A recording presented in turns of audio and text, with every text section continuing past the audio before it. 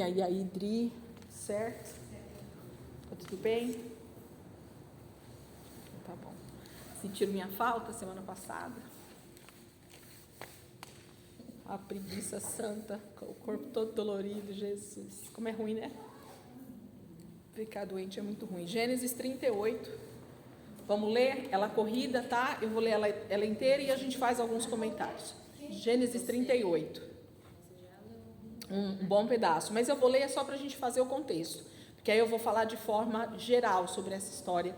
Eu não vou me ater a muitos detalhes, porque na verdade é uma briga meio teológica a respeito desse assunto aqui. Não é uma definição desse texto, sabe aquele texto que cada um fala um pouco diferente a respeito dele, e aí por não ter uma definição, e eu também não tenho uma definição muito concreta, eu costumo dizer que eu prefiro não falar muito.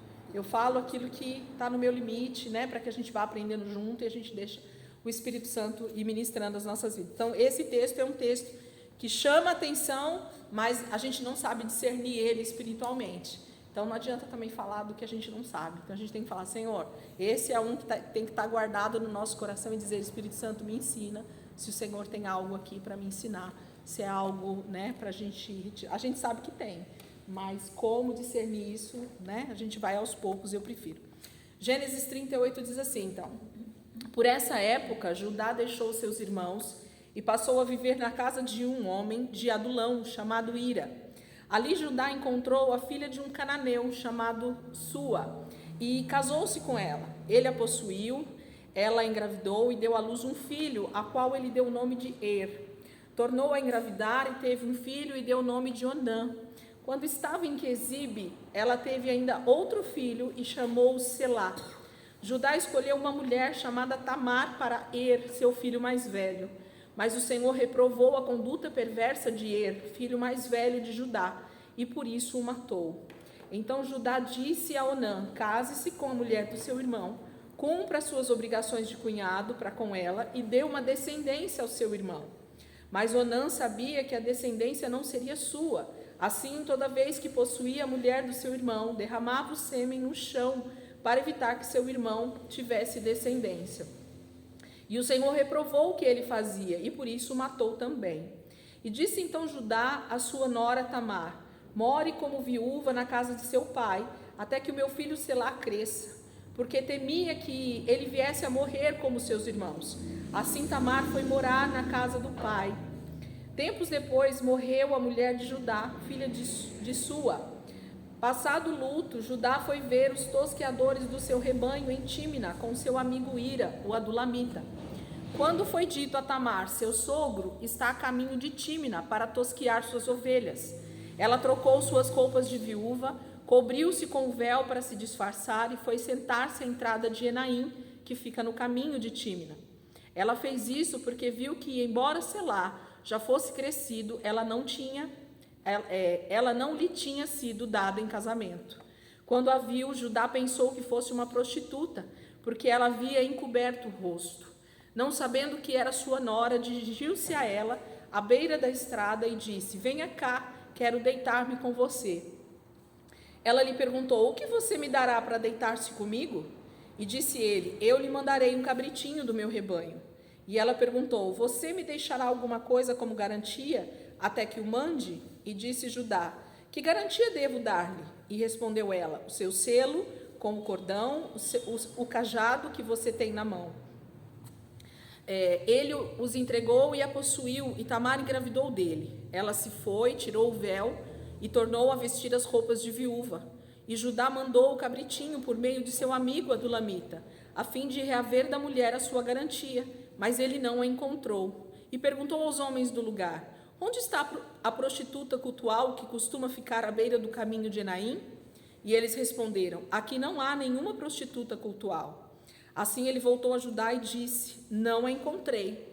Além disso, os homens do lugar disseram que lá não há nenhuma prostituta cultual. E disse Judá, fique ela com o que lhe dei. Não quero que nos tornemos objeto de zombaria. Afinal de contas, mandei a ela este cabritinho, mas você não a encontrou. Cerca de 3 meses mais tarde, disseram a Judá, sua nora Tamar prostituiu-se e na sua prostituição ficou grávida. E disse Judá: tragam-na para fora e queimem-na viva. Quando ela estava sendo levada para fora, mandou o seguinte recado ao sogro: estou grávida do homem que é dono destas coisas. E acrescentou: veja se o Senhor reconhece a quem pertence este selo, este cordão e este cajado. E Judá os reconheceu e disse: ela é mais justa do que eu, pois eu devia tê-la entregue ao meu filho Selá. E não voltou a ter relações com ela. Quando lhe chegou a época de dar à luz, havia gêmeos em seu ventre. Enquanto ela dava à luz, um deles pôs a mão para fora. Então a parteira pegou um fio vermelho e amarrou o pulso do menino, dizendo: este saiu primeiro. Mas quando ele recolheu a mão, seu irmão saiu, e ela disse: então você conseguiu uma brecha para sair? E deu-lhe o nome de Pérez. E depois saiu seu irmão, que estava com o fio vermelho no pulso, e foi-lhe dado o nome de Zerá. Então essa é a história no capítulo 38, e que a primeira coisa que a gente precisa ficar atento aqui é, nós começamos na outra semana a história justamente de José, né? Então a gente tem ali o primeiro capítulo, o segundo capítulo a respeito da história de José, onde os seus irmãos então decidem vendê-lo, né, para aquela caravana de ismaelita, por inveja, seus irmãos, né, decidem fazer isso com José. Nós já entendemos a tipologia que José representa, que é a do próprio Messias, do Cristo, desse filho da mulher que Jacó amava, né, que é de Raquel. Então José é esse primeiro filho, e ele é o querido de Jacó, mas não por acaso, é depois do 10º filho. Lembra toda aquela história que nós falamos? E aí, lembra que é Judá quem fala justamente para os irmãos: não matemos o nosso irmão, não vamos trazer sangue para cima de nós, né? Como culpa, vamos vendê-lo, porque aí pelo menos, né, não tem culpa sobre nós. Então Judá, nesse momento da venda do irmão, ele é um dos que tem algum tipo de resposta para os irmãos a respeito da situação, e ele decide então se afastar. Percebe que a história está depois disso? Então é como se Judá nesse momento sentisse um certo remorso pela situação que eles fizeram com José. Pensa, você está ali com seus irmãos, e por mais que você também tivesse um pouco de inveja da situação, você diz assim: por que nós fizemos isso com o nosso irmão? Por que nós decidimos fazer isso? Ele não fazia nada, o menino era um menino, né? Porque como ele é um dos mais jovens da casa, né? Ele era só um menino, por que nós fizemos isso? E Judá decide se afastar da família. O texto começa no capítulo 38 dizendo: por essa época, qual época? A época que José foi vendido para o Egito, certo? Judá deixou seus irmãos e passou a viver na casa de um homem de Adulão, chamado Ira. Então ele decide se afastar de onde o pai estava morando, da sua família, do convívio familiar, porque pesa na vida de Judá esse ato que eles fizeram com José. Está escrito na Bíblia? Não. Mas vocês concordam comigo que está justamente no meio dessa história, entra todo esse contexto do capítulo 38, que ao nosso ver parece não fazer sentido, né? Mas Judá é um dos irmãos que justamente fez tudo isso com o seu irmão José. Então a gente tem esse indício, né, de que é isso que Judá está sentindo, remorso pela situação que eles fizeram com o próprio irmão. E não por acaso, não havia ainda uma palavra profética sobre Judá, porque Jacó ainda não liberou a palavra profética sobre os seus irmãos, mas a gente, conhecendo a palavra, sabe quem é Judá na Bíblia. Quem é Judá? O 4º filho de Jacó, certo? Então é Rúben, Simeão, Levi, Judá, né? E Judá vai vir qual tribo? E essa tribo vai gerar quem, gente? Quem é da tribo de Judá? Quem sabe aí? Jesus, e antes de Jesus? Davi. Ok? Então nós vamos ver, a hora que Jacó liberar a bênção sobre os filhos, nós vamos ver que sobre Judá existe uma profecia de cetro, de governo. Então pensa, lembra que eu assisti uma das primeiras aulas, lembra que eu falei para vocês, se o diabo tiver que atuar na terra, onde ele vai estar atuando, gente? Aqui em Santo André? Não, se o diabo tiver que atuar na história, ele vai estar justamente aonde? Aonde o furacão acontece, né? Então, o diabo, conhecendo toda a história, no sentido de que sabia que Jesus viria para esmagar a sua cabeça, ele não sabia de que mulher, mas ele está atuando em Israel, mais precisamente nessa descendência de Abraão, agora Isaac e Jacó, porque ele sabe que é dali que o descendente virá. Ele não sabe em que época, ele não sabe de que tribo, ele não sabe de que lugar, porque as tribos ainda não tinham recebido a palavra profética. Então até aqui o diabo está perdido, mas ele sabe que Deus está fazendo algo, e ele tenta de alguma maneira de novo macular a descendência. Percebem? De novo, existe um problema entre irmãos, sempre é isso. Lembra desde o começo? Nós só estamos no capítulo 38 de Gênesis, e quantas situações familiares nós já vimos até aqui entre irmãos, ok? E o foco é sempre a nação de Israel.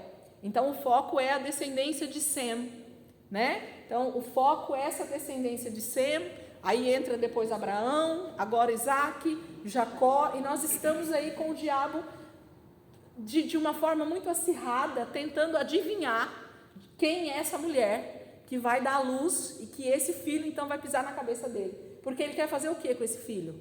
Antes que ele nasça? Mate.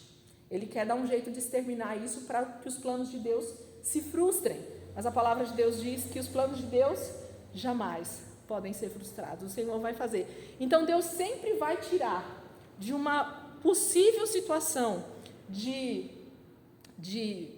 descontrole, parece que Deus saiu do controle da situação, agora tudo vai estar terminado, porque Judá é de onde vai vir o Messias, mas agora Judá se afasta dos seus irmãos, ele vai casar justamente com uma mulher, o que, gente? O texto está dizendo... Sem problema. Ele vai casar com uma mulher o quê? Olha ali no versículo 2. Ali Judá encontrou uma filha de um cananeu. Quem são os cananeus, gente? Os descendentes de Cã, ok? É para misturar? Não, principalmente, né? Então, vocês estão vendo de novo? Justamente Judá, o quarto filho, que vai vir a tribo de Judá, que vai vir Davi, que vai vir a descendência de Jesus, que Jesus vai nascer dessa tribo. O diabo está de novo tentando macular, está tentando manchar, está tentando denigrir essa tribo. Isso sem saber da promessa, tá? Porque a promessa não foi dada aqui ainda. Ele sabe que é de alguma das tribos, mas ele está tentando, na verdade, manipular todas as situações possíveis para que esse fruto não aconteça, para que essa criança não venha a nascer. Ele não sabe de onde vai vir, então ele tenta de todas as formas. E aí já mandou José para o Egito, então se for através desse eu já estou mandando para ser escravo, né? Já saiu da família, o pai já está triste por causa dele, os outros irmãos brigados com o próprio irmão, então a gente já tem uma divisão em Israel ali, né? Com os filhos de Jacó, e agora Judá se afasta da família e ainda casa com uma mulher cananeia.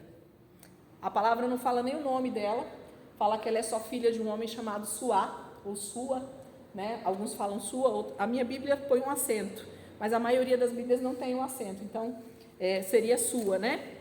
Ele casa com ela, ela engravida e ela tem 3 filhos, bem na sequência, né? A Bíblia relata bem rápido isso. Que é o primogênito, Onã e Selá, ok? E já em seguida, esses moços já estão moço, né? Porque acontece tudo muito rápido aqui, porque o foco não é o início da história, e sim o final. Esses moços já estão homens, e Judá então escolhe uma mulher para o seu filho.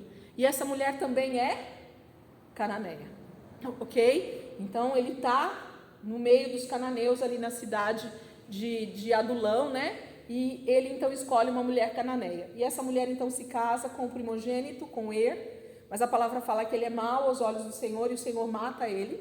Alguma atitude que tinha era extremamente ruim, má mesmo, para Deus ter matado esse moço de uma forma tão brusca, né? A palavra não fala como, mas fala que o mata.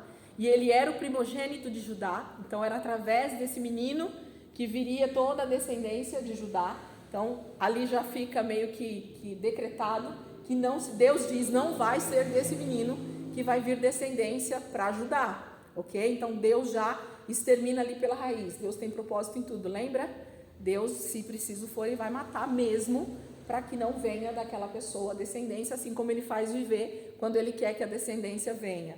Então, às vezes a gente olha isso com maus olhos em alguns momentos, mas não. Veja a graça de Deus, porque nós estamos falando sobre Jesus, sobre a linhagem que viria Jesus. Então, nada poderia atrapalhar os planos que Deus estava fazendo. E aí vem a situação do irmão se casar. O versículo 8 diz assim: então Judá disse a Onã, o segundo filho: case-se com a mulher do seu irmão, cumpra as obrigações de cunhado para com ela e dê uma descendência ao seu irmão. Um dos detalhes que a gente precisa se atentar aqui são dois. Primeiro, quando a moça casava, ela passava a fazer parte da família do marido. Lembra? Era para a família do marido que aquela mulher vinha. Então, Tamar, depois que se casa com Er, ela é da família de Judá, ok? Ela não é mais da família do seu pai, ok? Ela é da família de Judá. Então, ela faz parte da descendência, ela vai da descendência para Judá. Então, ela é daquela família, ponto e acabou. Então, esse é o primeiro caso. Quando ela fica viúva muito rápido do seu marido, né, do primogênito de Judá, ela fica viúva. Então, Judá, sabendo que precisava dar continuidade à sua descendência, já que o seu filho morre sem deixar filhos, ele cumpre uma obrigação que nós não temos esse relato ainda aqui em Gênesis, porque essa lei do chamado levirato, essa é a lei que ele cumpre aqui com a Tamar, mas essa lei só vai aparecer para Israel nos mandamentos. Nós vamos ver isso lá em Deuteronômio, em Levítico, que é a lei do levirato. O que é a lei do levirato? Nada mais é do que assim: se o seu irmão não deixou descendentes, o próprio irmão daquele moço que morreu é obrigado a casar com a esposa. E se não me engano, tá? Não vou falar com 100% porque eu não lembro a lei por completo, mas o primeiro filho, se não me engano, daquele casal faz parte, seria descendente do outro que morreu, tá? Então ele faz parte. Então o que Onã não queria nesse momento era dar descendência para o seu irmão, não ia ser filho dele, não ia ser descendência dele, ele teria que dar o nome do irmão, vamos dizer assim. Então ele também não quer, ele falou: não estou afim de cumprir com isso, ficou com Tamar, casa com ela. Ela provavelmente era uma mulher nesse momento já meio que desgostosa, porque casa, já fica viúva em seguida, é obrigada a casar com o segundo menino, que aí ela percebe que ele não quer ter relações de verdade com ele, para dar filhos para ela, e ela provavelmente queria, porque lembra, a mulher sem filhos, ela é nada em Israel, naquela cultura, lembra? Precisava ter marido ou filho. Marido, ela já estava com problema, né? Porque já era viúva sem ter filhos. Agora casa com o segundo, que também não está querendo dar filhos para ela. O que vai ser dessa mulher? Ela já começa a pensar. Fora todos os outros problemas, talvez, que já estão acontecendo dentro desse lar, dentro dessa casa, com Judá, com essa Tamar e com esses filhos, que a palavra diz que eles são mal aos olhos do Senhor. Quais são as atitudes de Er e Onã, ali naquele contexto familiar e como homens? O que será que eles praticavam em Canaã, na região onde eles estão morando, que fazia com que o Senhor matasse os dois, né? O segundo, a gente vê que tem essa questão de não querer dar descendência. Então o Senhor já mata por causa daquela explicação que eu falei para vocês semana passada, do sangue, do sêmen e tudo mais. Não vamos repetir porque está lá na aula. Então a gente já sabe que o segundo mas o primeiro fala de algo que a gente nem sabe. Ele era mau aos olhos do Senhor e o Senhor mata esse primogênito de Judá. E só sobra Selá. E Judá então simplesmente vira para essa mulher, para essa Tamar, viúva já pela segunda vez. É fácil, gente, ficar viúva? Imagine de dois, um em seguida do outro e sem filhos. Então agora ela está, vou usar a palavra aqui só para a gente entender, desgraçada duplamente. Porque além de não ter mais marido, agora ela também não tem filhos. E agora o seu genro fala: vai morar lá com o seu pai, porque Selá é muito jovem ainda, deixa ele crescer para que eu possa te dar ele como marido, porque era uma obrigação de Judá, ok? Já que ela agora fazia parte da sua família, ele era obrigado a dar os filhos que ele tivesse, para que ela casasse, para que ela pudesse dar continuidade. Ele tinha mais filhos? Não. Então, através de quem agora viria a descendência de Judá? Através de Selá, certo? Mas Judá teme pela morte também do terceiro. E aí, que descendência ele teria? Neca. A mulher dele já tinha morrido, Ele poderia casar de novo? Poderia, mas que idade Judá já tem nessa época? Né? A gente não sabe qual é o contexto, aqui não se fala essa cronologia, mas ele já se vê um homem sem esposa, porque a esposa morre agora em seguida também, sem os 2 primeiros filhos, o primogênito e o segundo mortos pelo próprio Senhor.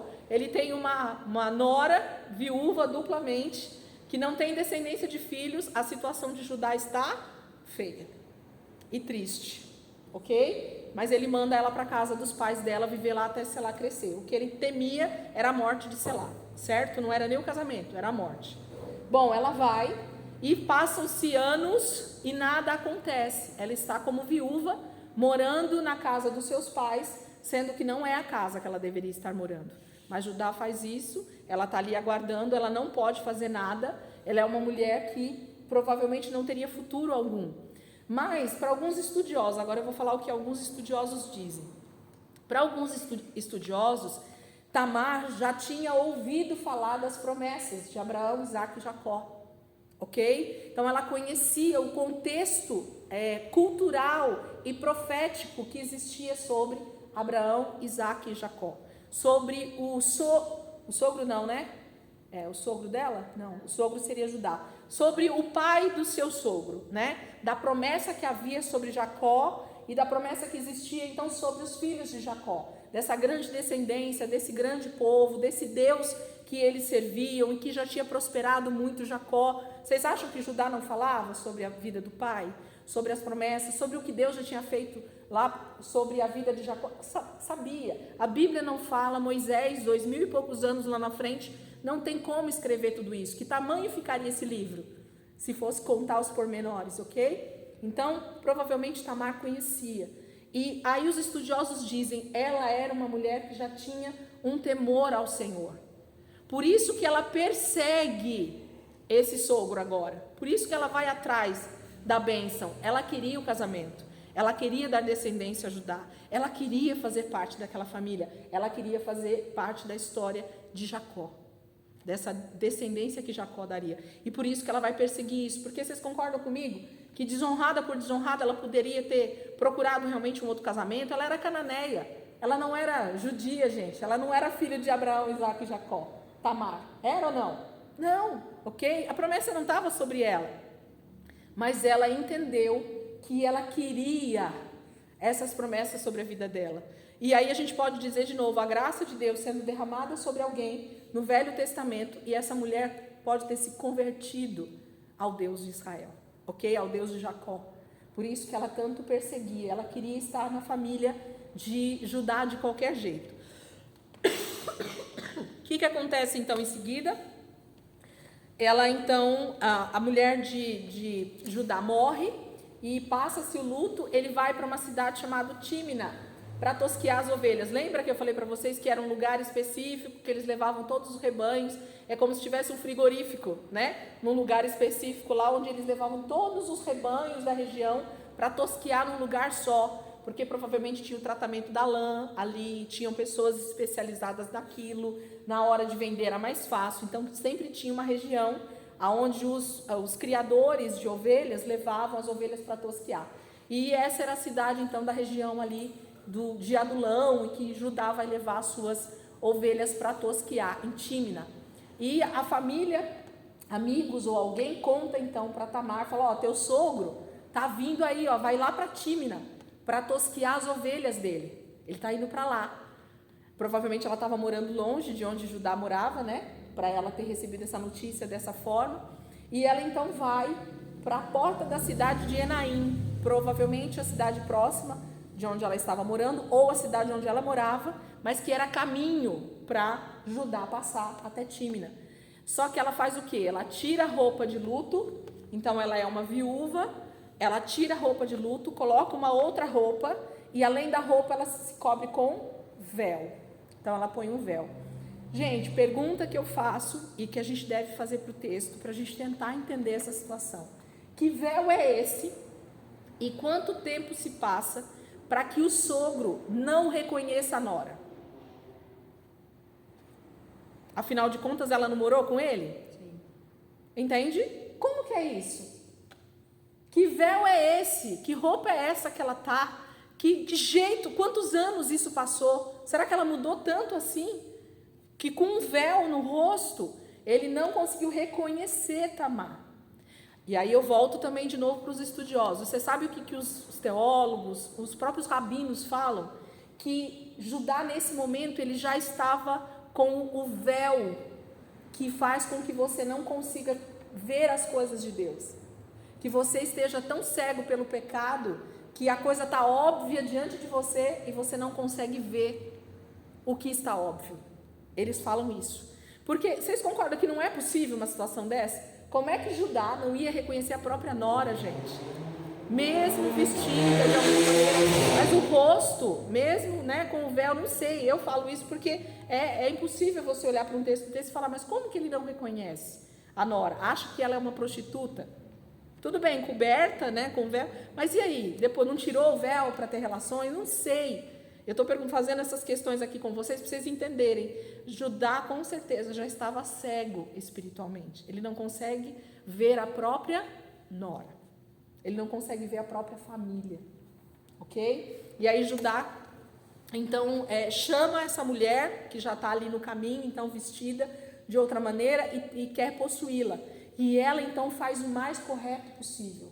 Por que a gente fala que assim como Jacó, que perseguiu a bênção lá do irmão do Esaú, lembra? Que a gente já falou bastante sobre isso. Olha o que Tamar faz, gente. Isso não é atitude de gente que está querendo qualquer coisa. Ok? Porque, como eu falei para vocês, desonrada por desonrada, ela não podia procurar outro marido, mas ela queria de Judá. Ela queria continuar pertencendo à família de Judá. E o que ela diz então? Ela diz assim, ó, do versículo 16, a parte B. Ela lhe perguntou, o que você me dará para deitar-se comigo? O que você vai me dar? Aí ele disse, eu lhe mandarei um cabritinho do meu rebanho. Ela fala, tá bom, tudo bem, esse é o pagamento? Legal. Mas qual é o penhor? Em algumas bíblias está penhor, né? Mas ela diz assim, ó, você me deixará alguma coisa como garantia até que mande? Eu quero ter uma garantia de que você vai voltar e de que eu vou estar resguardada do meu pagamento. Eu quero ter uma garantia sua. Ela sabia com quem ela estava falando. Ela, Tamar, sabia com quem ela estava lidando. Ele é que não sabia. Então ela faz o pedido certo para ele, sabendo que ela ia precisar daquilo futuramente, porque ela queria, o que ela queria realmente era engravidar. Ela queria ter descendência de Judá. Ela queria permanecer na família, ela queria ter futuro, ela queria ter alguém para cuidar dela, ela queria ser uma mulher respeitada na sociedade, ali para aquela região. É isso que ela faz. Então ela pede ele automaticamente como homem, né, que não está muito preocupado com as coisas, não está sabendo quem que está ali diante dele, ele fala, tudo bem, quer o cajado, o selo e o bordão, né? Então, 3 coisas extremamente pessoais, gente. É como se ela pedisse assim para ele, assim, o que tem de mais pessoal da pessoa, gente, que não fosse a digital, né? Tipo assim, algo que seria o anel, o relógio e o celular da pessoa. Sabe assim, se fosse hoje, o que fosse de mais, deixa o seu RG comigo, né? Deixa o seu celular comigo, deixa alguma coisa como forma de pagamento, porque você vai ter que voltar para buscar isso. Então ela pede o que era mais pessoal de Judá, que era o cajado, o bordão e o selo. O selo é o anel, né? Que era a assinatura da época. Era o documento, exatamente, era a assinatura dele. Tudo que precisava assinar era através de um anel, de um selo que você tinha só seu pessoal. Então era seu e era totalmente intransferível, certo? Era como se fosse a sua digital. Então ela pede o anel, o selo. Ei, levanta. Já está cansado. O selo, o bordão e o cajado. O que era o bordão, gente? Em alguns está como se fosse um pingente. Nesse pingente também era a mesma coisa. Tinha como se fosse uma inscrição. Tinha como se fosse algo pessoal da pessoa. Cordão, mas bordão é o cajado. Também algumas traduções fala bordão. Esse colar geralmente estava uma inscrição da família. Sabe aquela coisa também pessoal, que qualquer pessoa que olhasse sabia exatamente de quem era? Ah, não, ó, esse cordão é do Judá. Ele que carrega esse cordão, ok? E o cajado, que geralmente também tinha as iniciais do nome, porque era algo pessoal, ok? Então ela pede as peças que dariam a possibilidade dela ser vista como alguém justa, como alguém que estava buscando a sua herança. Então essa mulher, ela perseguia a salvação dela, ela perseguia ser justa, como a própria palavra vai falar.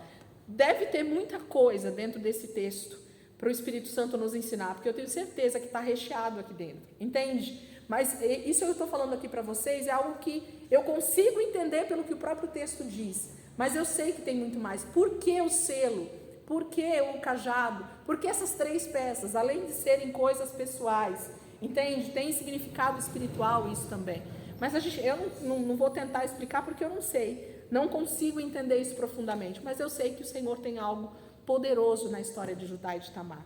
Tamar é uma mulher gentílica, nós podemos dizer assim, Judá, alguém que tinha uma herança, que era justamente dele que viria o Messias. Então a gente já tem... Esses filhos que na história eles vão aparecer depois. Eles entram na genealogia, né? O Pérez, que é o primeiro, ok? Então, ela pede, eles se deitam, ele vai embora, ele tenta mandar o cabrito, e aí o detalhe aqui é a prostituta cultual, certo?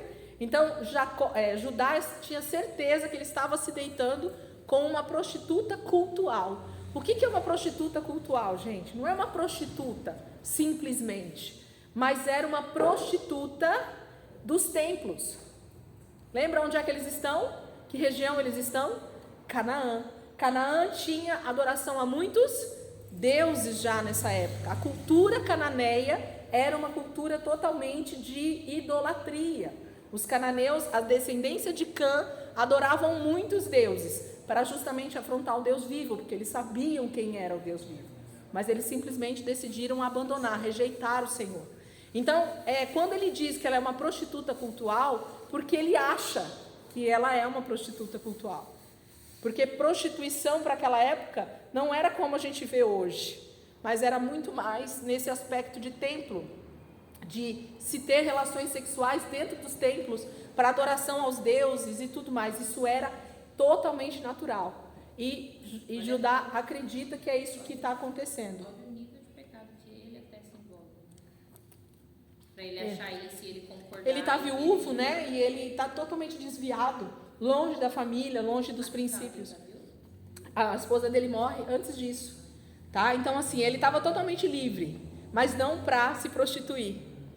Ele tinha que arrumar uma esposa e se casar, ok? Mas ele comete prostituição também. Então, ele acha que ele está tendo relações com uma prostituta cultual, com uma mulher que está acostumada a se deitar com homens para adoração aos deuses de Canaã, ok? Depois, então, a notícia vai até Judá como uma grande fofoca, porque o povo gosta de falar, né? Então, Tamar aparece grávida dentro de casa e eles veem isso como um grande escândalo. Imagina, ela era nora de Judá, ela era viúva de 2 homens, ela não podia ter relação com outro homem, ela não podia se engraçar com ninguém, porque ela era prometida de selar. Ela tinha já um noivado com selar. Só que Judá não tinha cumprido a palavra com ela. Aí está a grande questão. Judá não tinha cumprido com a palavra que ele tinha dado para Tamar, ok? E, além disso, acontece todo esse incidente da relação sexual deles. Quando a notícia chega, Judá é o primeiro a dar sentença, certo? Sempre é, né? O justo da história, não é isso? Não, como assim? Minha nora se deitou com outro homem? Se prostituiu? Manchando a minha honra? Como assim? É sempre assim, não é? O cara ainda se enche de orgulho e diz, não, como assim? Eu sou o cara, eu sou justo, eu sou correto, né? Como que ela pôde fazer isso comigo? E ela manda, então, as coisas dele até ele para falar, ó, é desse homem que eu engravidei. Vê se você reconhece aí.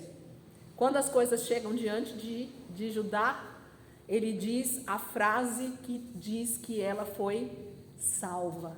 Porque a palavra justa tem a ver com salvação, com alguém estar justa diante de Deus. Então ela não faz isso de qualquer forma. Ela faz isso sabendo quem era que ela estava se deitando. Ela sabia por que ela queria ter esse filho. Ela queria ser justa diante de Deus, porque ela só podia ter relações ou estar casada com alguém da família de Judá. como Judá já era viúvo também, eles poderiam se casar. Ela já era da família dele, ela era, né, uma mulher já prometida para a família dele, então ela poderia. É onde ele entra com o versículo aqui, né, ó. Versículo 26. Judá os reconheceu e disse: ela é mais justa do que eu. Então é uma das primeiras vezes que a palavra justa entra aqui no Velho Testamento. Ok? Tamar é tida como justa. O que é justo, gente, diante de Deus? É alguém que está debaixo de justiça. E justiça é sinônimo de obediência. Tá? Então, para alguém ser dita, eu sou justo, o que eu estou dizendo? Eu sou obediente a Deus. Então, Judá tem o discernimento de que ela é mais justa do que ele, por quê? Ele tinha empenhado uma palavra e não tinha cumprido. Ela tinha empenhado uma palavra com a família de Judá e tinha cumprido. Mesmo sendo que o método que ela usou não... Entendeu? Se não fosse assim, ele não ia cumprir com a palavra dele. Entende? Ela estava buscando a promessa. Eu busco a promessa que Deus tem para mim. Eu quero ser salva. Entendeu? Eu não quero me tornar viúva para sempre. E a palavra de Deus diz que o Senhor cuida de viúvas e de órfãos. Então Deus ia agir em favor de Tamar, sim, porque ela estava aguardando essa justiça que seria feita com ela, porque ela não tinha culpa, nem de Er, nem de Onã ser quem eles eram. Então ela tinha ficado viúva por causa da perversidade dos seus maridos. Aquele que deveria trazer proteção, provisão e segurança eram aqueles que tinham trazido o luto para ela, né? Tinham trazido toda essa tragédia para a vida de Tamar. Então é como se ela não tivesse culpa da situação que ela estava. Então ela precisava ser justificada.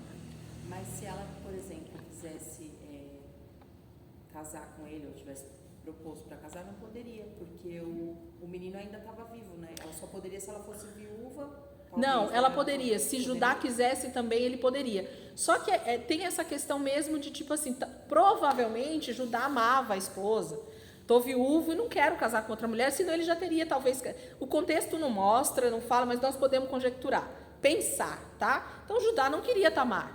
Não era a nora que ele queria. Talvez a idade, ó, não se sabe, uma menina de 20, um cara de 50...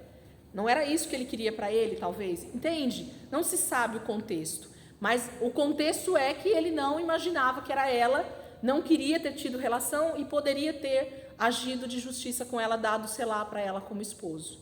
Mas não deu. E ela engravida, então, pela mão do Senhor, né? Deus está movendo em tudo isso. De novo, porque, gente, Deus está resguardando a sua linhagem.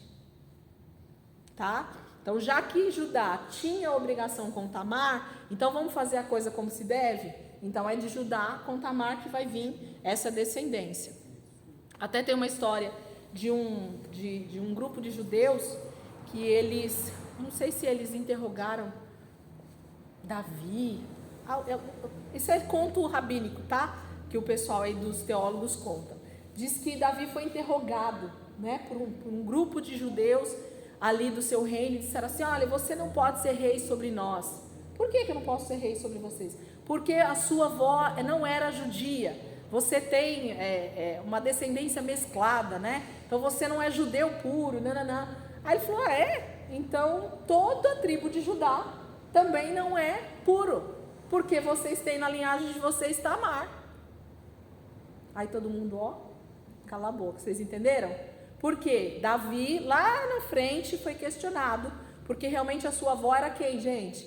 Era a Moabita, lembra? Ruth, ok? Então a avó de Davi era Ruth, era uma Moabita. Então não era realmente uma judia pura, a avó de Davi, certo? Também era uma gentílica, certo? Eram de outras nações para aquela época. Então Davi não era um judeu puro. E aí os homens, os grandes judeus ali da época querem questionar Davi, dizendo que ele não pode ser rei sobre eles. Isso é história, se é verdade ou não a gente não sabe, mas para a gente entender. E ele traz à tona o passado mais pregresso, dizendo assim: Judá teve filhos com Tamar, a sua nora. Então, se eu não posso ser rei, vocês estão longe de poder ser os escolhidos de Deus, porque vocês também não são puros de linhagem, ok? Então é isso que Tamar vai fazer. Ela vai ter filhos para que justamente ela possa estar inserida numa família com um futuro, honrada, não ser uma mulher difamada na sua cultura. Então ela consegue isso através dessa gravidez. No ventre dela tem gêmeos, e aí nós temos Pérez e Zerá, que também provavelmente tem algo poderoso a respeito desses dois meninos, mas que a história não vai falar muito bem, e aí eu não vou descrever isso porque não teria essa habilidade. Talvez estudando um pouco mais a gente chegue em alguma conclusão, mas Zerá, ele entra para a descendência, Pérez, ele entra para a descendência de Davi e posteriormente do próprio Cristo, ok? Então esses filhos, ou esse filho na verdade de Tamar, esse primogênito, nasce para estar dentro da linhagem de Jesus. Deus restaura a vida de Tamar. Não desde o início, na verdade, né? Provavelmente desde o início, porque não se sabe de onde vem Sara, né? Todo mundo fala que ela é meia-irmã de Abraão. Então, assim, mas eu acho que isso é de propósito. Entende? Deus faz isso de propósito. Por quê? Porque filhos de Abraão são quem, gente? São aqueles que vêm pela fé e não por nascimento. Ok? Hebreus vai falar isso, Romanos vai falar isso, Gálatas vai falar isso. Paulo vai ensinar isso com muita propriedade. Filhos de Abraão não são aqueles nascidos de Abraão com Sara, mas são todos aqueles que nasceram pela fé, que creram em Deus pela fé. Então nós somos filhos de Deus hoje. Nós somos puros. Entende? Então é Deus dizendo assim, não existe... aliás, eu derramei graça sobre a humanidade desde o início. A graça de Deus, ela já está manifesta desde o início. E Deus vai provando isso através da sua linhagem. O que não poderia acontecer era a linhagem de Jacó ser maculada. Isso não, ok? Os homens, os homens da linhagem, né? Você vê que a grande questão são as mulheres no meio do caminho que vão acontecendo. Por quê? Porque o problema para Satanás é a mulher, não é o homem. Ele atrapalha o homem na sua jornada, mas o problema é quem é a mulher que vai gerar o filho e que vai pisar na minha cabeça. Então ele quer saber de quem é essa mulher. Então ele vai trabalhar na linhagem de Abraão, de Isaac, de Jacó, para tentar entender isso. E quanto mais ele tentar mesclar essa situação, trazer essa miscigenação, né? Essa mistura, talvez isso se diluísse e Deus não conseguisse cumprir o propósito. Mas Deus vai guardar a linhagem. A linhagem de Jesus vai ser guardada até o final, através de Jacó, de Judá, e nós vamos seguindo isso. Quando você pega a genealogia, todos os homens vêm de Abraão, Isaac e Jacó. As mulheres até são misturadas aí, mas os homens são, ok? Vamos para o capítulo 39, então?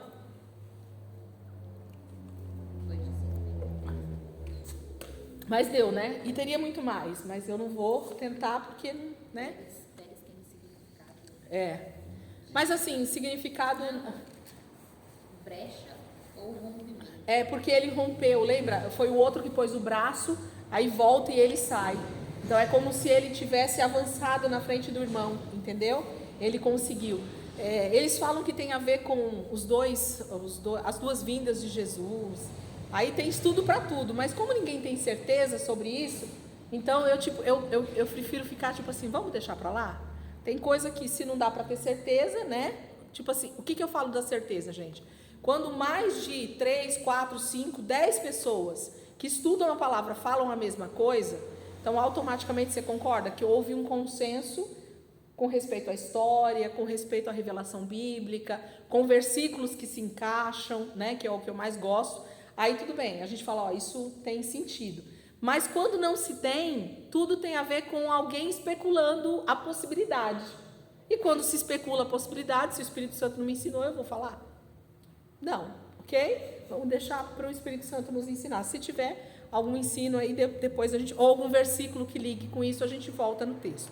39, então. Diz assim... José, então, acaba a história de Tamar e Judá e volta para José, né? José havia sido levado para o Egito, onde o egípcio Potifar, oficial do faraó e capitão da guarda, comprou-o dos ismaelitas que o tinham levado para lá. O Senhor estava com José, de modo que este prosperou e passou a morar na casa do seu senhor egípcio. Quando este percebeu que o Senhor estava com ele e que o fazia prosperar em tudo o que realizava, agradou-se de José e tornou-o administrador de seus bens. Potifar deixou a seu cuidado a sua casa e lhe confiou tudo o que possuía. Desde que o deixou, cuidando de sua casa e de todos os seus bens, o Senhor abençoou a casa do egípcio por causa de José. Eu vou parar aqui só para a gente já entender aqui. José, então, é comprado por Potifar, que é um oficial da guarda lá dos egípcios, do faraó, ok? Um homem de alta patente. E ele, então, começa a deixar José trabalhar, só que ele percebe que tudo que José põe a mão, aquilo fica muito bom, aquilo prospera, aquilo fica bacana. E ele começa, então, a entregar cada vez mais as coisas aos cuidados de José. E as coisas vão só aumentando. Então, ele traz para dentro de casa. Então, agora José não fica mais na senzala junto com os outros, falando aqui só para a gente entender, tá? Ele traz para morar dentro de casa. Ele coloca uma roupa de principal ali, né? De mordomo em José. Então, José agora cuidava de todos os bens. Será que esse homem, como oficial da guarda, era um homem pobre, gente? Entende? Então, a gente sabe que José estava já cuidando de muita riqueza, de muitas coisas, ok? E o texto fala que Potifar percebia que o Senhor, com letra maiúscula, estava com José. Pergunta que eu faço para o texto. Vocês viram aí? Versículo 3. Quando este percebeu, este quem? Potifar, né? Quando este percebeu que o Senhor, com letra maiúscula aí na Bíblia de vocês? Sim? Então, quando este percebeu que o Senhor estava com José, né, com ele, em tudo que realizava, agradou-se de José e tornou-se administrador dos seus bens. É como se eu dissesse assim: eu sei que o cara é extremamente abençoado para multiplicar bens. Na mão de quem que você vai dar, gente? Na mão daquele, ok? Então a gente vê isso lá com Abimeleque, com Isaac. Lembra que ele chega para Isaac e fala: eu sei que Deus é na sua vida. Por quê? Porque ele te prospera. Tudo que você faz, a gente está passando por escassez e você planta uma semente e nasce 100. Então, era visível para essas nações, para as pessoas, gente, para esse contexto da história, que Deus era visto na vida do povo de Deus, ok? O Egito sabia quem era Abraão, vocês acham que não? O Egito sabia quem era Abraão, o Egito sabia quem era Jacó, o Egito sabia quem era Isaac. Sabe aquela história de saber que existe um povo que mora lá naquela região de Canaã, e que Deus falou com aquele cara e prosperou a vida dele, sabe assim, e ele tem muitos bens, ele é muito rico. A gente acha que Abraão tinha umas cabaninhas, que Abraão tinha umas ovelhinhas, que Abraão tinha 2, 3 empregados. É isso que a gente acha na nossa cabeça quando a gente lê Bíblia, ok? Não, gente, Abraão tinha uma cidade, era tipo assim, Santo André era de Abraão, entende? Ele tinha muitos bens. Então vocês acham que a notícia não corria? Ok? Então todos conheciam quem era o Senhor.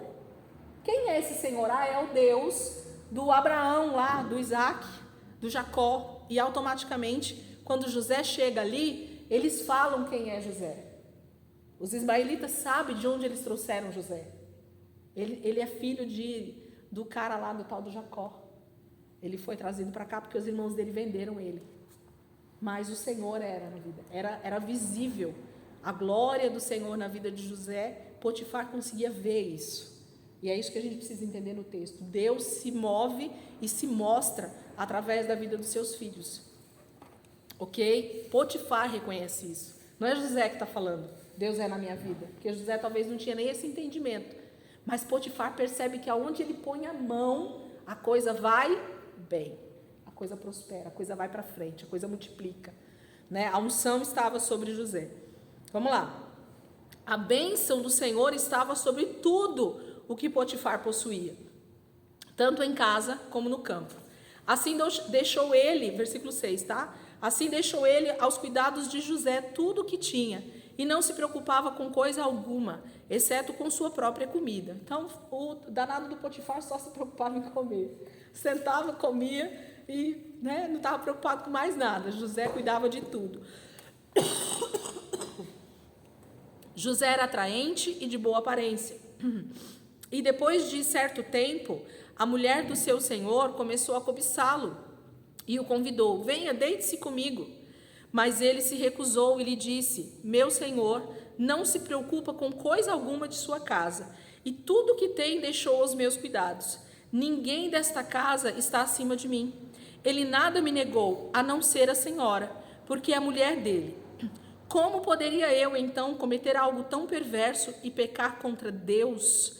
Então, aqui grifa isso, por favor, pecar contra Deus. Então, o problema de José não era pecar contra Potifar, ok? Entende o discernimento espiritual que José já tinha, o temor que ele tinha, a unção que estava sobre ele, os ensinos que seu pai Jacó tinha passado para ele. A gente acha que o entendimento de José não era a respeito das coisas de Deus, e era, porque quando Moisés escreve isso, inspirado pelo Espírito Santo, é porque ele sabia que José tinha isso em mente, e foi isso que José falou. Então ele disse assim: como poderia eu, então, cometer algo tão perverso e pecar contra Deus? Ok? Então, a questão do adultério, gente, fere primeiramente quem? Deus. Então, quando alguém adultera, não está simplesmente pecando contra o cônjuge de alguém, mas está primeiro pecando contra o próprio Senhor. E esse deveria ser o temor de qualquer ser humano, ok? Porque a Bíblia vai falar muito aqui no Velho Testamento sobre adultério, e aí vai falar sobre justamente relação sexual, intimidade entre pessoas que não são casadas. E mais ainda, pessoas que já têm o seu próprio marido. Porque não se torna uma só carne? Sim? Então, se entra uma terceira pessoa, eu já dei uma misturada na história, entrou prostituição na história. Ok? Entrou prostituição dentro do casamento. E ali entra o adultério. Então, se José é a tipologia de Cristo, ok? E ele diz aqui nesses primeiros versos que o primeiro problema de José, nitidamente no Egito, qual é então? Vamos identificar já aqui para a gente poder falar. É a questão da prostituição e do adultério, certo? Dessa questão dele ser atraente. Então, a primeira coisa que José começa a ter problemas aqui no Egito é a respeito da prostituição e do adultério. Você quer falar alguma coisa? Por quê? Porque ele é atraente e ele começa a chamar a atenção, então, da mulher do seu senhor. Ok? Será que essa mulher tinha possibilidade de ter os homens que ela quisesse? Sim, ok? Mas ela quer quem? Ela quer José. Ok? Então, assim, a questão para José é a questão de se tornar puro no meio de uma sociedade impura, de ser santo no meio de uma sociedade que era impura. Ok? Jesus veio ao mundo, e será que ele teve algum problema com essa área sexual? O que vocês acham? Sim. Ok? Mas o que ele diz? Agora eu vou traduzir, ou tentar trazer à tona, a palavra do próprio Cristo. Cristo iria dizer assim: meu Pai me deu tudo. Eu tenho o domínio, eu cuido de toda a terra para o meu Pai. Meu Pai me deu, a terra é minha. Certo? Ele me deu tudo. Ele só disse que eu não poderia fazer o quê? Tocar na sua mulher. Quem é a mulher de Deus? A noiva? Israel. Então, Cristo jamais poderia ter tido relação com qualquer mulher de Israel, uma israelita. Porque era a mulher de quem? Do seu pai. Ok? Ele tinha que permanecer santo. Não é lógico isso, gente? O primeiro problema de José no Egito é justamente com a questão sexual. É justamente com a questão do adultério. E Deus vai falar que Israel tem se prostituído. Porque Israel é noiva de quem, gente? Do Senhor. Nós não chegamos lá, mas eu sei que vocês têm essa consciência. E nós vamos chegar nessa questão, mas lembra de Abraão? Tem sim. Nós já falamos sobre a primeira aliança, né? Então, quando Deus faz o contrato com Abraão, a tua parte é essa, né? Ser fiel a mim, nananã. Então ele já tem uma aliança com Abraão, com os filhos de Isaac e Jacó. Então Israel é a noiva e ela não pode se deitar com ninguém. José tinha esse entendimento natural, mas ele está transferindo para nós um conhecimento espiritual daquilo que ele não podia fazer. Então o primeiro problema é concernente à prostituição e o adultério. Então ele tem esse problema com a sua mulher e ele vai falar, eu não vou pecar, não é contra Potifar, é contra Deus, ok? Aí ele diz assim, versículo 10, assim, embora ela insistisse com José dia após dia, ele se recusava a deitar-se com ela e evitava ficar perto dela. Um dia ele entrou na casa para fazer suas tarefas e nenhum dos empregados ali se encontrava. Ela o agarrou pelo manto e voltou a convidá-lo. Vamos, deite-se comigo. Mas ele fugiu da casa, deixando o manto na mão dela. Quando ela viu que ao fugir tinha deixado o manto em sua mão, chamou os empregados e lhe disse, vejam, este hebreu nos foi trazido para nos insultar. Ele entrou aqui e tentou abusar de mim, mas eu gritei. Quando me ouviu gritar por socorro, largou seu manto ao meu lado e fugiu da casa. Ela conservou o manto consigo até que o senhor de José, até que Potifar, chegasse a casa. Então repetiu-lhe a história. Aquele escravo hebreu que você nos trouxe aproximou-se de mim para me insultar. Mas quando gritei por socorro, ele largou seu manto ao meu lado e fugiu. Quando seu senhor ouviu que sua mulher lhe disse, foi assim que o seu escravo me tratou, ficou indignado. Mandou buscar José e lançou-o na prisão, em que era posto os prisioneiros do rei. José ficou na prisão, mas o Senhor estava com ele e o tratou com bondade, concedendo-lhe a simpatia do carcereiro. Por isso o carcereiro encarregou José de todos os que estavam na prisão, e ele se tornou responsável por tudo o que lá sucedia. O carcereiro não se preocupava com nada do que estava a cargo de José, porque o Senhor estava com José e lhe concedia bom êxito em tudo o que realizava. Gente, aonde é melhor a gente ficar? Na casa de Potifar, sendo assediado pela mulher de Potifar ou na prisão? Na prisão. Sem Então, a prisão para José foi o que, gente? Livramento. Ok? Livramento. Deus falou assim, não, eu tenho que tirar José daí agora, porque essa mulher vai dar um jeito de fazer ele se deitar com ela. Ele vai se prostituir. E eu tenho que preservar a minha linhagem. Jesus tinha que ser puro. Jesus foi tentado em todas as coisas, mas ele não caiu, ele não pecou, a palavra diz, ok? Então, às vezes, as situações, elas vêm muito mais como livramento do que como punição. E a gente acha que não. José estava guardadinho, com um monte de homem na cadeia. Tinha mulher lá para ele ter problema? Não. Foi a palavra do pastor Silas, né? O quê? Ele falou, ele citou um monte de pessoas da Bíblia que foi preso, que Deus estava guardando. O tempo certo para que ele virasse Ele fala que governador. Deus Ah, ele tem sim, verdade, eu poder estava.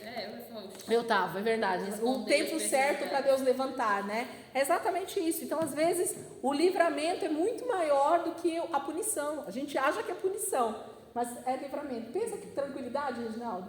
Você está lá cuidando da cadeia, lavando a cadeia, dando comidinha para os presos, tranquilo, dormia, sem a mulher lá te cutucando para você deitar com ela, sem o perigo de acontecer alguma coisa. Entende? Olha a tranquilidade de José, gente. Não é? A comida chegava para ele tranquilo. Pensa, gente, não é loucura? A gente acha loucura, não é? Quem quer uma situação dessa? Ninguém. Mas é livramento, é Deus guardando, cuidando da pessoa. E no caso de José, a gente sabe, se é a tipologia de Cristo, Deus ia guardar com certeza. E se é dessa linhagem também que as coisas vão acontecer, Deus estava guardando José, filho de Jacó, ok? Então, livramento, o Senhor era com José onde quer que ele estivesse. Não ia ser diferente na cadeia. Capítulo 40. Algum tempo depois, o copeiro e... deixa eu falar uma coisa aqui. Isso é o pastor Juscelio. Quem segue ele sabe do que eu vou falar. Ele tem uma ministração que ele fala só sobre o manto de José. Que o manto de José vai aparecer em toda a história dele, coitado. O problema foi o manto lá, quando o pai fez, a túnica talar colorida, né? Foi o grande problema com os irmãos. Aí agora aqui com a esposa de Potifar de novo, o manto fica na mão dela e é o manto que leva ele para a cadeia de novo. Depois, quando ele vai ser chamado, que a gente vai ver agora, para estar com o faraó, eles põem uma nova roupa nele. Então sempre tem a ver com roupa, né? Vai ser trocado. A túnica de Jesus também foi arrancada, colocaram outra, né? Então tem essa questão do manto. José vai ter um problemaço com o manto dele durante toda a vida dele, coitado. Acho que quando ele olhava a roupa, ele falava assim, meu Deus, lá vem a roupa de novo, dá problema para mim, né? Então aconteceu novamente aqui com a manta dos irmãos, que criou ciúmes. Aí foi a manta que foi tirada dele, lembra quando eles jogam ele no poço? Eles arrancam a manta dele por ciúmes, era aquilo que trazia ciúmes para eles. E aí de novo agora o manto fica na mão da mulher de Potifar, levando ele para a cadeia, né? Então a gente vai ver esses mantos de José aí entrando na história. 40 então. Algum tempo depois, o copeiro e o padeiro do rei do Egito fizeram uma ofensa ao seu senhor, o rei do Egito. O faraó irou-se com os dois oficiais, o chefe dos copeiros e o chefe dos padeiros, e mandou prendê-los na casa do capitão da guarda, na prisão em que José estava. O capitão da guarda os deixou aos cuidados de José, que os servia. Depois de certo tempo, o copeiro e o padeiro do rei do Egito, que estavam na prisão, sonharam. Cada um teve um sonho, ambos na mesma noite, e cada sonho tinha sua própria interpretação. Quando José foi vê-los na manhã seguinte, notou que estavam abatidos, por isso perguntou aos oficiais do faraó, que também estavam presos na casa do seu senhor: por que hoje vocês estão com um semblante triste? E eles responderam: tivemos sonhos, mas não há quem os interprete. E disse José: não são de Deus as interpretações? Contem-me os sonhos. Então o chefe dos copeiros contou o seu sonho a José.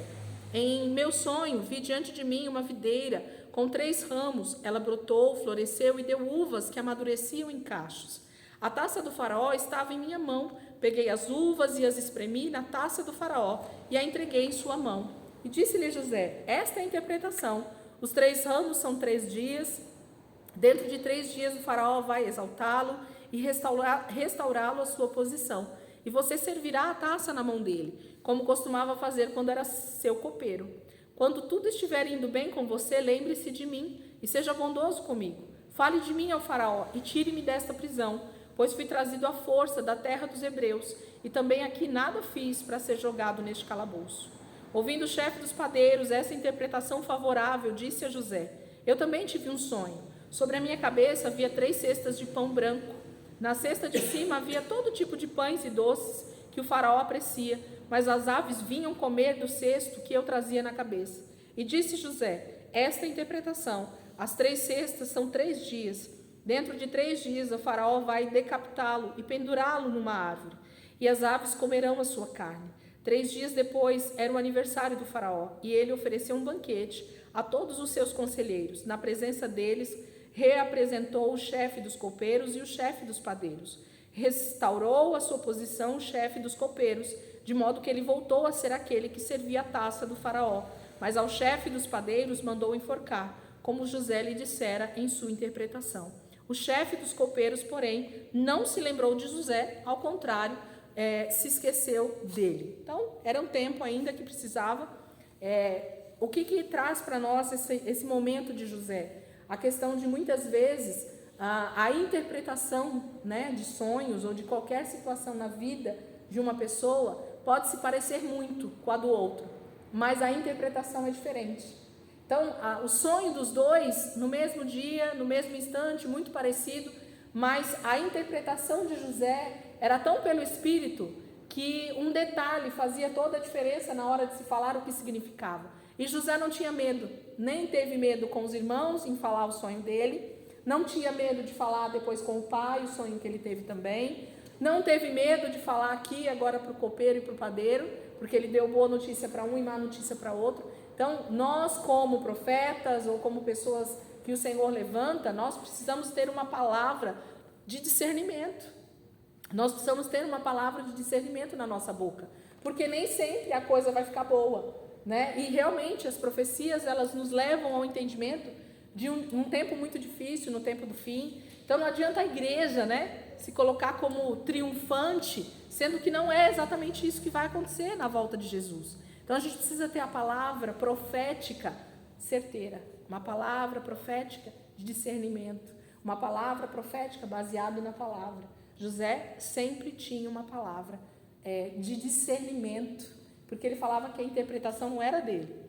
Ele só conseguia discernir no espírito dele o que aquilo significava, mas a interpretação era do Senhor.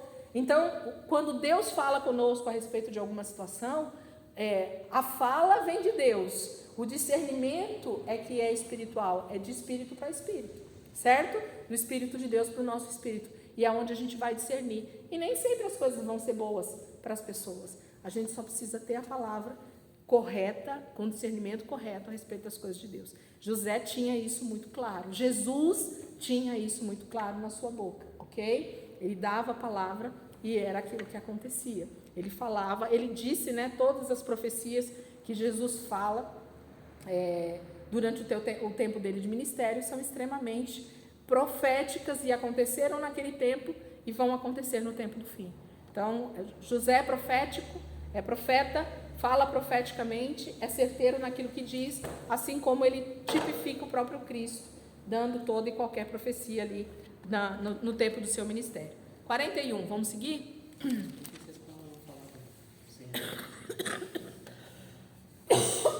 Verdade. 41. Ao fim de 2 anos, então ele ficou ainda mais 2 anos ali na prisão, né? O faraó teve um sonho e ele estava em pé junto ao rio Nilo, quando saíram do rio 7 vacas, belas e gordas, que começaram a pastar entre os juncos. Depois saíram do rio mais 7 vacas feias e magras, que foram para junto das outras, à beira do Nilo. Então as vacas feias e magras comeram as 7 vacas belas e gordas. Nisso o faraó acordou.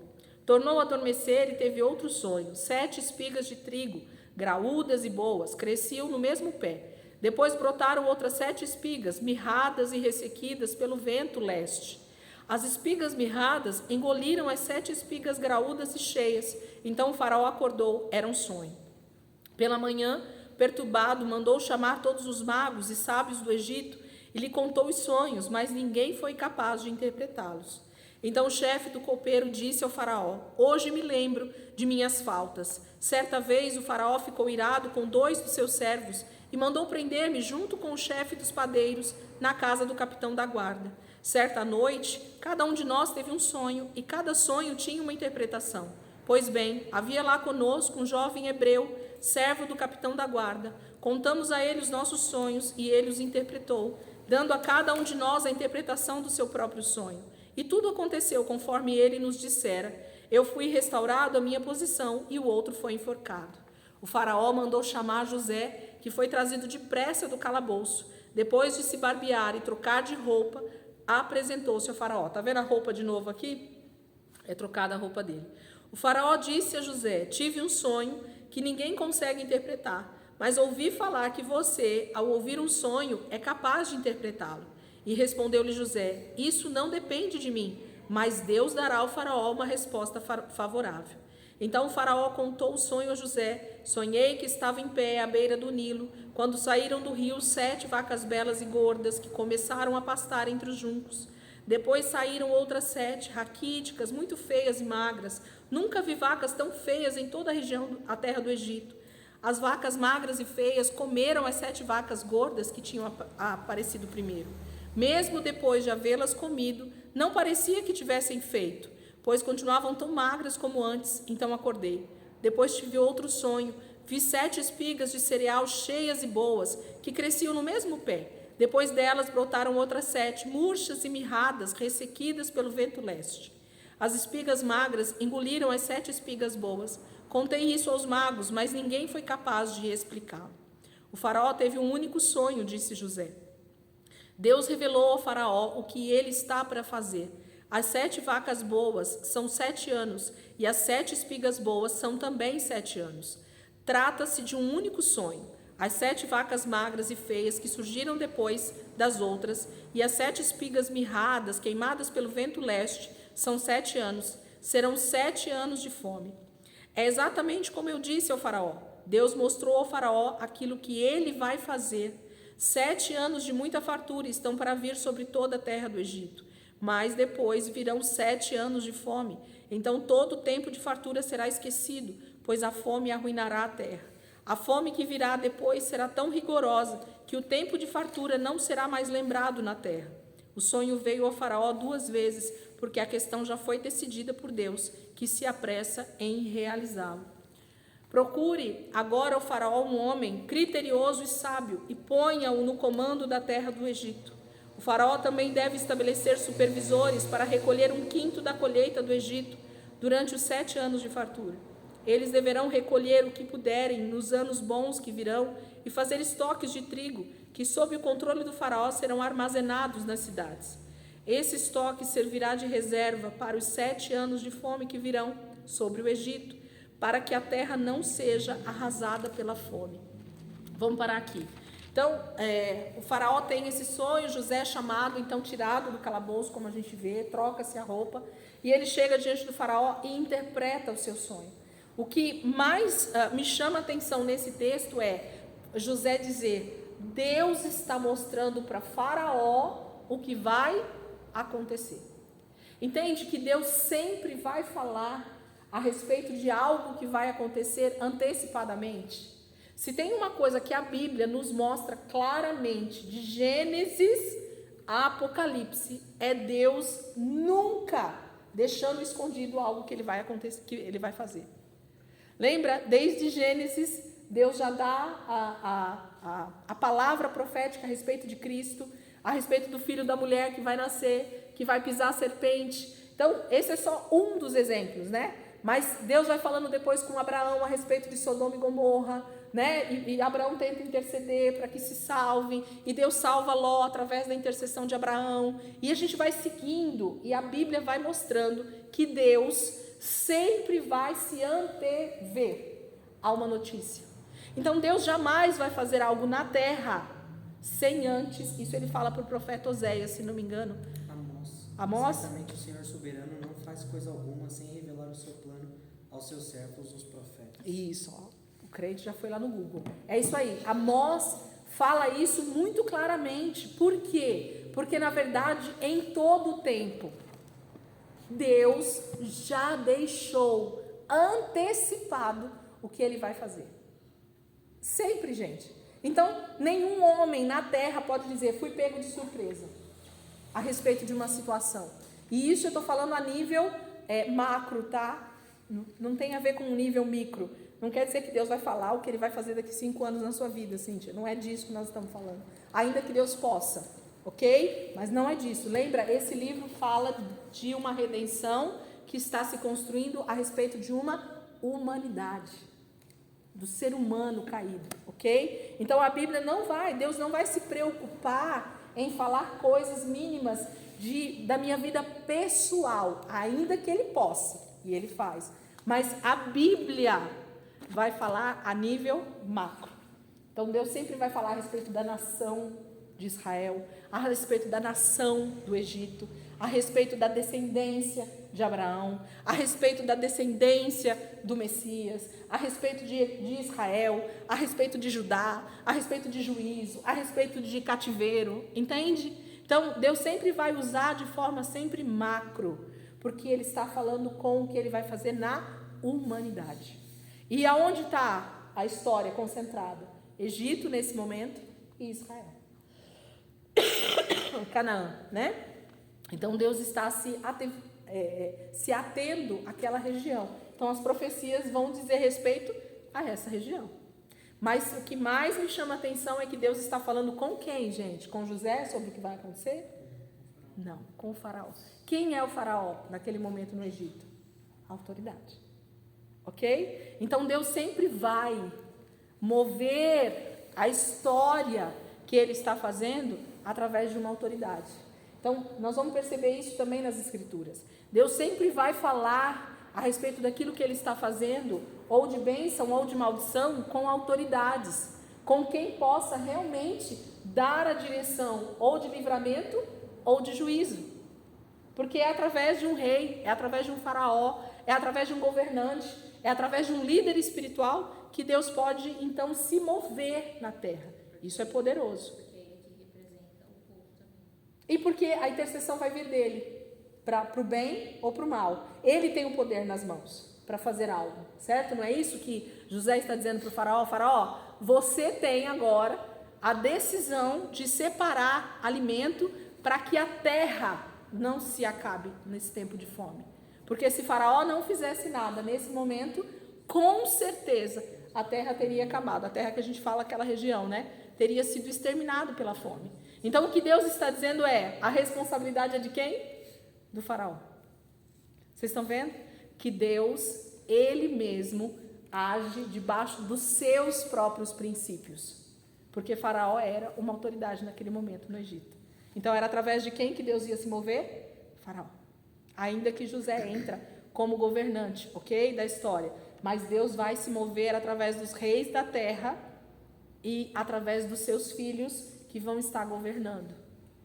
Ok? Então Deus não faz nada sozinho, ainda que ele pudesse. Mas ele fala, se antevém a respeito das profecias, fala o que vai acontecer e diz, tome a decisão. Tenha um discernimento espiritual nesse momento, faça aquilo que é bom para a humanidade. Então, José dá a letra aqui, como diz o povo, né? Fala. Relacionado com Amós, é a mesma coisa que quando Abraão é chamado de profeta, um amigo de Deus, em Gênesis 18, 17, o Senhor disse, será que eu devo esconder de Abraão o que eu estou para fazer? É isso aí. Deus jamais vai esconder, né? Da sua nação, do seu povo, daqueles que o buscam. Quando Daniel, nós vamos chegar lá, mas eu só vou citar outra passagem. Deus fala com Abraão a respeito de Sodoma e Gomorra. Deus não consegue guardar para ele aquilo que ele vai fazer com Sodoma e Gomorra, porque Abraão é amigo. Abraão tem relacionamento. Abraão é aquele que está seguindo com a aliança, com aquilo que Deus está fazendo na terra, ok? Mas olha só, quando Daniel também começa a interceder, naquele momento da história, ele está lá na Babilônia, ele começa a interceder, a palavra fala que então ele é interrompido, né? Tipo assim, o anjo desce para trazer a resposta para Daniel, mas fica ali interrompido por causa do príncipe da Pérsia, que não deixa, um demônio, tal, um principado que para o anjo que está trazendo a resposta para Daniel, porque Daniel está intercedendo a respeito da nação de Israel. Ele não está intercedendo a respeito dele, de forma pessoal. Oh, Deus, me livra aqui desse cativeiro, eu quero ir embora para minha terra. Não, ele está intercedendo por Israel, pela nação, ok? E aí por isso Deus vem. Então quando Deus acha alguém que diz, eu vou me colocar na brecha, como diz os pentecostais, né? Eu vou me pôr na brecha pela nação, pelo meu povo, Deus sempre vai vir com alguma resposta, dizendo o que ele está fazendo. E naquele momento Daniel tem então a revelação lá da torre lá, né? Como é que fala, gente? Da estátua, né, de Nabucodonosor, que na verdade é Nabucodonosor que tem o sonho também, lembra? Que Daniel interpreta, e aí ele vai falar sobre as épocas, né? Nós vamos chegar lá, fica calmo. Nós vamos chegar lá. Vocês tiveram aula comigo lá na escatologia, lembra mais ou menos disso, né, de Daniel? A gente vai chegar lá de novo, vocês vão ver. A Cíntia viajou também, igual os filhos aqui, né? Daniel, a torre, Nabucodonosor. Isso aqui tem que já começar a treinar, tá bom? Esse nome desse rei para conseguir falar. É um trava-língua, né? Amém, queridos? Então, Faraó é o responsável nesse momento para agir em livramento da terra. Olha como Deus usa até uma autoridade aparentemente ímpio. Mas o Egito vinha de que povo mesmo, gente? De Canaã, né? Do filho de Cã, de Misraim. Então, é descendente de Noé também? Deus tem interesse? O profeta Isaías, a gente está dentro dele, lendo novamente esse ano, e Isaías é um dos profetas que mais fala sobre a redenção do Egito. Deus tem livramento, Deus tem juízo e bênção para o Egito, sabia? Deus tem prazer em salvar o Egito. É um negócio muito louco, está lá profetizado. Vai vir juízo? Vai vir juízo porque eles oprimiram o povo de Israel. Mas o Senhor vai dar, os remanescentes vão ter livramento, muitos vão ser salvos, né, na volta de Jesus. Então, Deus tem prazer, inclusive com a nação do Egito. Por quê? Por causa da descendência de Noé, ok? Então, todas as nações estão englobadas na bênção de Deus, de restauração, de salvação. Por quê? Porque é descendência de Noé, ok? Então, ninguém é a nação mais impura do mundo e que todo mundo vai ser morto. Não. Deus tem prazer e Ele traz profecia, inclusive, sobre o Egito. Amém? Sobre essa nação, sobre esse povo. Vamos continuar aqui? Versículo 37. Acho que dá para a gente terminar esse capítulo, pelo menos a leitura. Vamos ver se eu consigo falar, porque a gente já termina. 37. Tem 4 minutos? Aquele então está um pouquinho antes. Então vamos parar aqui, né? A José entra como governante e a gente segue então 42 semana que vem.